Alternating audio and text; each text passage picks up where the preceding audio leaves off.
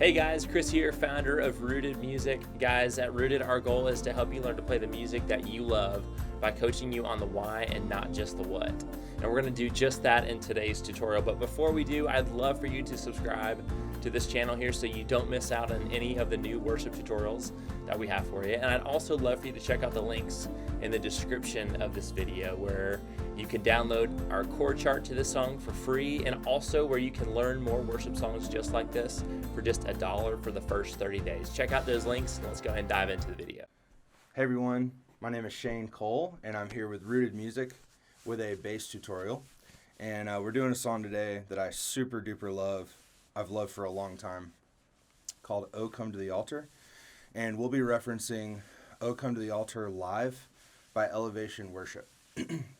So, a lot of the stuff we can talk about that'll help us throughout this tutorial will be, this song is in the key of B major, and let me review those notes real quick.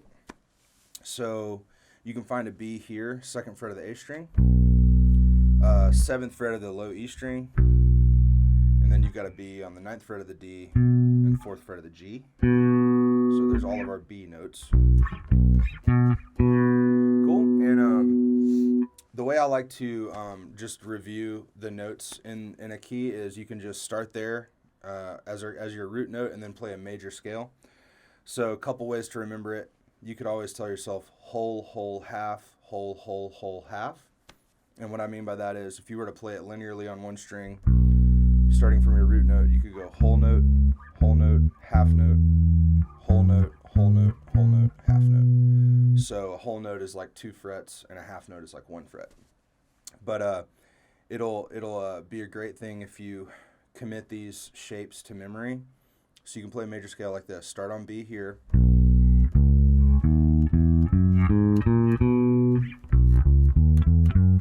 And you can see that scale's movable. Cool. And what those notes are is we have B, C sharp, D sharp, E, F sharp, G sharp, A sharp, and then you're back to B. So I'm going to talk about numbers. I'm going to refer to, rather than tell you specific notes, I'm going to tell you numbers. So the way that works is your root note is number 1. So in this case, B is our 1. C sharp is 2. D sharp is 3. E is 4. F sharp is 5. G sharp is 6. A sharp is 7. And then you get back to B, we're just going to start calling it a 1 again. So if I say 1, technically any B note in this case could be played. And the arrangement of the song is pretty simple. We got a verse pattern, we have a chorus pattern, and we have a bridge pattern. And the turnaround is kind of like part of the verse. Or the, turnaround or interlude, it might be called sometimes. So if you were to dissect the recording of this song, I believe it's some real bass, and I think some of it is synth bass. But I'm just going to show it to you how I would play it if I were just playing a normal bass with a band at church or at a night of worship or something like that. So for the intro and verse 1, there's no bass of any kind. So you can tastefully not play for those sections. And when we drop into chorus 1, the synth bass, actually on every chorus of this song, the synth bass recording, they literally just play the changes. So whenever the chord changes in the song, they just play that note and it just rings throughout until the chord changes. So there's like no grooving with the drums. We're not like matching the kick or anything, but I do like to since I am playing real bass instead of keyboard bass, I do like to lock in with the kick sometimes. So on chorus 1, I'm just going to play the changes, and the changes are like this. So this song's in 6/8. So it kind of feels like 1, 2, 3, 4, 5, 6. 1, 2, 3, 4, 5, 6, like that. So on chorus 1, we have a 1 chord, 2 chord, 6 chord, and then we have a split bar, 6 chord, 4 chord. So basically a 1 chord for 6/8 notes, a 2 chord for 6/8 notes, 6 chord for 6/8 notes, and then that last or the fourth measure is going to be 3/8 notes on the 6 and 3/8 notes on the 4. Here's what it looks and sounds like. Chorus 2, 3, 4, 5, 6.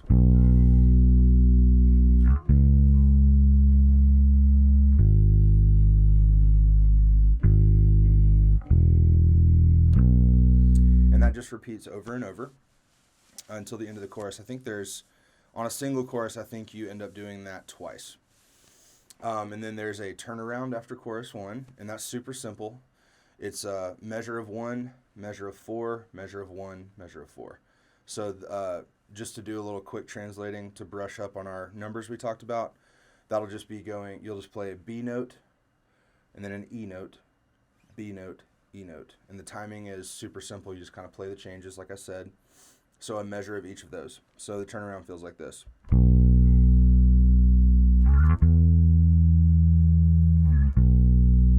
Just make a mental note on that first turnaround. You'll play lightly, just play lightly. Nothing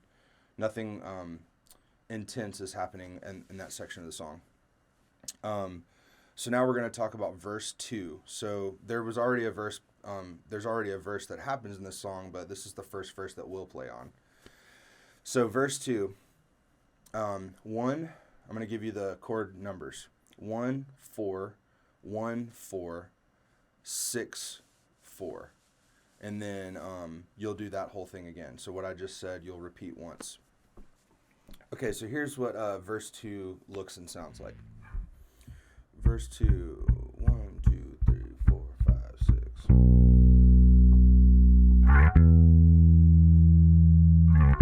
Play E low if you'd like. 6 chord.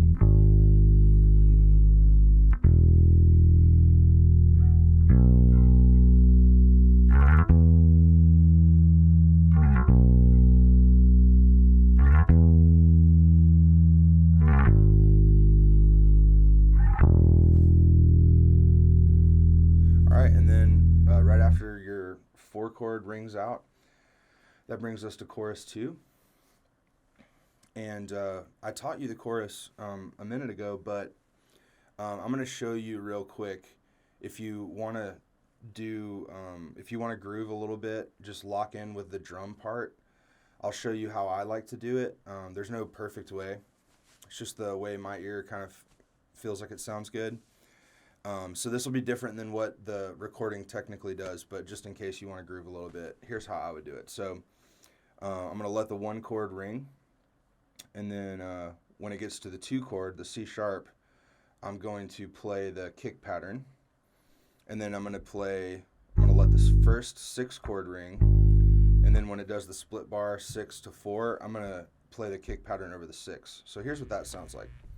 Chorus 2, 1, 2, 3, 4, 5, 6.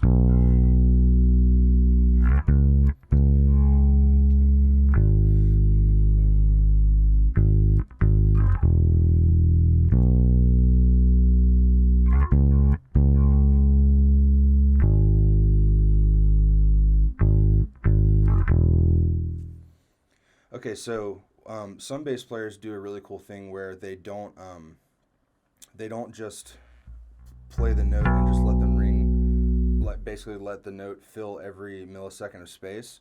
You can kind of shorten certain notes and it'll really make a bass part feel awesome. So just to split hairs for a moment, when I'm locking in with the drums over the 2 chord, you'll notice on my first note, I'm shortening it just a little bit, and it just kind of makes the bass line pop a little bit. So instead of doing this, see how both of those 2 chords were long, or 2 notes were long? I'm going to shorten that the first two that I play, the first C sharp. So what I do is this. I just I mute it for a split second just by touching my finger lightly to the string. And then the same thing over that 6 chord. So just a quick example.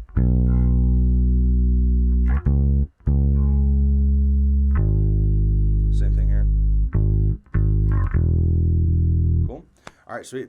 So we have a little instrumental, just like a 3 chord instrumental that happens before the bridge. And it's a 1 chord, 6 chord, 4 chord. I don't even need to show it to you. It's super simple. It's those notes. And you can play them high if you'd like, because the band kind of comes down. And then we have a handful of bridges, and basically we're just going to build throughout the bridge. So one great way to do that would be start on a higher note and then just kind of gradually make yourself lower, and then we can add in some notes with our right hand as well. So I think on the recording this actually is a real bass. So bridge chords are super simple. So 1 chord, 1 chord, 6 chord, 6 chord, 4 chord, 4 chord, 1 chord, 1 chord. So it feels like this. I'll start on the way the bridges start. They're pretty light. So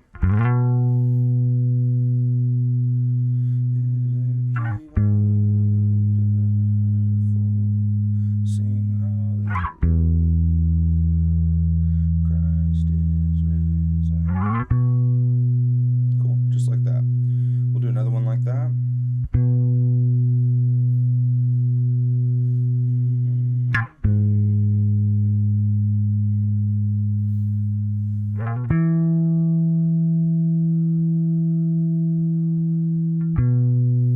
Cool, and then the next stage of building, I'm just going to do the same thing but low.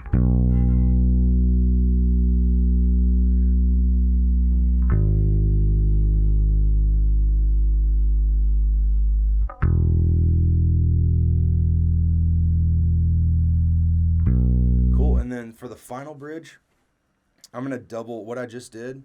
I'm going to stay in the same region, but I'm going to play every 3/8 notes for an entire pass of the bridge. So for 4 bars of the bridge.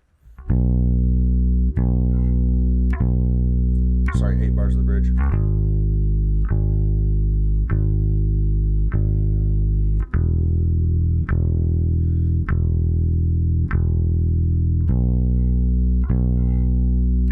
And then for the final 8 bars of the bridge, the recording does a cool thing where they do some 16th notes. So I'm going to go, it's going to be this rhythm on the very, very last pass of the bridge.